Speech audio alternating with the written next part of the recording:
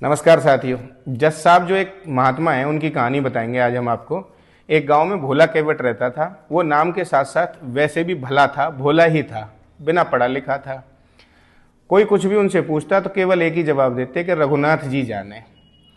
पुत्री उनकी विवाह योग्य हुई। उन्होंने बच्चों से सलाह कर साहूकार से ऋण लेकर उसका विवाह किया और घर छोड़कर गांव के ही रघुनाथ जी के मंदिर में सेवा करने रहने लगे। कुछ समय में पुत्र के कमाई धन के द्वारा ले जाकर उन्हें साहूकार के पास पहुंचे और ब्याज सहित उनका पूरा मूल चुका दिया। साहूकार ने रसीद बनाई, भोला को दी और कहा कि भोला पढ़ लो। भोला बोले मैं तो कुछ नहीं जानता, रघुनाथ जी जाने। साहूकार समझ गया कि भोला पढ़ना नहीं जानता। उसने रसीद वापस लेकर छिपा दी और एक कागज पर यूं ही लिखकर कुछ दे दिया। भोला के जाते ही साहूकार ने अपना काम धंधे में लग गए। 2-3 साल बाद उन्होंने फिर दोबारा से एक बार नियत की वजह से भोला पर अपना तकादा किया। भोला ने कहा मैंने तो आपको पैसा दे दिया। तो बोले रसीद दिखाओ। अब रसीद तो कोरा कागज। अब तो साहूकार ने न्यायालय में केस कर दिया। भोला को जज साहब के द्वारा बुलाया गया। जज साहब ने पूछा तुमने इनसे ऋण लिया था, चुका दिया? भोला ने हाँ में सिर दिया। जज साहब बोले कोई रसीद है? भोला ने वह कागज दिखाया। जज साहब ने कहा यह तो कोई रसीद नहीं है। भोला बोला मैं तो कुछ नहीं जानता, रघुनाथ जी जाने।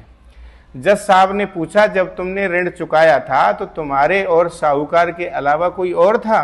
भोला अपने स्वभाव के अनुसार बोला हाँ, वहाँ रघुनाथ जी थे। जज साहब समझे कि रघुनाथ जी किसी सज्जन का नाम होगा। उन्होंने रघुनाथ जी के नाम से सम्मन जारी कर दिया और अगली तारीख दे दी। चपरासी सम्मन लेकर गांव में घूम गया पर वहाँ कोई रघुनाथ के नाम से आदमी उन्हें नहीं मिला। आखिर किसी ने उसे रघुनाथ जी के मंदिर के बारे में बताया। चपरासी मंदिर में रघुनाथ जी के सामने ही सम्मन रखाया। तारीख आई तो सब न्यायालय पहुंचे। रघुनाथ जी के नाम से आवाज लगी तो एक बूढ़ा आदमी धीरे धीरे चलता हुआ गवाह के खटगरे में आ खड़ा हुआ। जज साहब ने पूछा आप रघुनाथ जी हैं? हाँ जज साहब। जब भोला ने पैसे दिए थे तो आप वहां थे? बोले हाँ जज साहब। कोई प्रमाण है आपके पास कि भोला ने उनके पैसे दे दिए? उन्होंने कहा साहूकार की अलमारी में 4 नंबर बही में रसीद पड़ी है, आप मंगवा लें। साहूकार सन्न रह गया। चपरासी गया, रसीद ले आया। भोला बरी हुआ। साहूकार को दंड मिला, गवाह चला गया।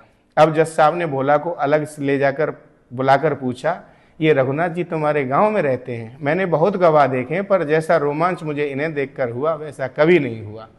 बोला रघुनाथ जी वो हैं जिनका हमारे गांव में मंदिर है। जज साहब बोले इन्होंने मंदिर बनवाया है? बोला साहब ये वो हैं जो मंदिर में विराजते हैं। जज साहब रोने लगे। बोले आज मुझसे बड़ी भूल हो गई, भगवान खड़े रहे मैं बैठा रहा। जज साहब को वैराग्य हो गया। वह पद त्याग कर वृंदावन आ बसे और किसी भी मंदिर में अंदर उनकी चढ़ने की हिम्मत नहीं होती है। दरवाजे से ही प्रभु को प्रणाम करते हैं और रोते हैं, बिलखते हैं। कैसी लगी कहानी साथियों आपको? एक बार जरूर बताएं। श्री राधे राधे।